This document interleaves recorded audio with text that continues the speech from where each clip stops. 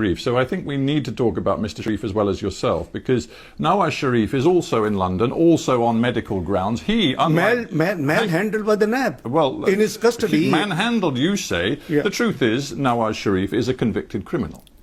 Well, I hope you know that both cases in which he has been convicted, in both judgments, it has been written that the prosecution has not been able to prove any corruption, any kickback, any loss to the exchequer. So what else we want? I'm sorry, sir, but it is quite clear that he is a convicted criminal. And again, the Accountability Court, which works alongside the National Accountability Bureau, found against Mr. Sharif. I believe he was given a 10-year sentence, and it was reduced ultimately to 7 years. He was then allowed to come to London on medical grounds, the same medical grounds that brought you to London too. So here the two of you sit.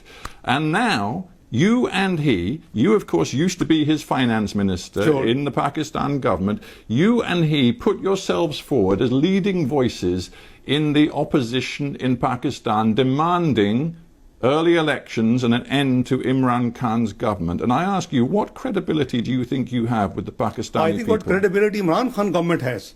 The world has witnessed that it was a stolen election, it was a rigged election. It's not we are saying, we have experienced. All pre-poll 2018 surveys indicate the PMLN will win. But the observers, the Human Rights Commission of Pakistan, the dirtiest election. Everybody knows the election has been stolen from us. So I think we have every with respect, right. I just look back at the EU Monitor's report on that election. They reported some grave concerns about abuses in specific places, not involving just one party, but several different parties.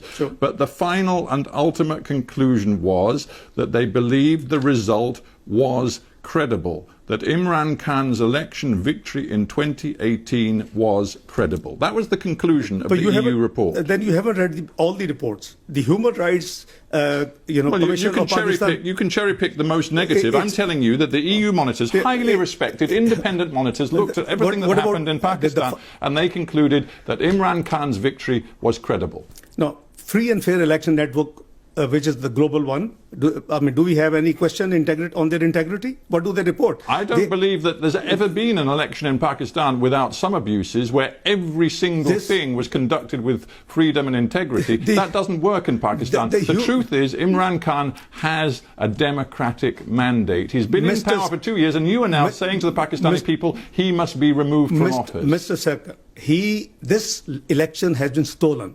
It was a rigged election. There was a pre-poll rigging. Electables from our party were pushed to his party using the NAB. During the day, the results transmission system was choked off and was put off of hours. Our polling agents were expelled from the poll. I mean, Fafin has reported 35 seats were rigged and stolen. Otherwise, he would have never been in government. Well, your party chooses to say that. I would simply come back to Michael Gala, the chief of the EU monitoring team, who said overall, I think you have to read the whole report. Result is credible. Well, this. You haven't read the whole report. Let's go to the whole report of EU chief. Please go through what did he say before this last sentence. Well, of course, his conclusion is the most important thing. I think you'd agree. No, well, maybe you wouldn't. Okay, let's move on.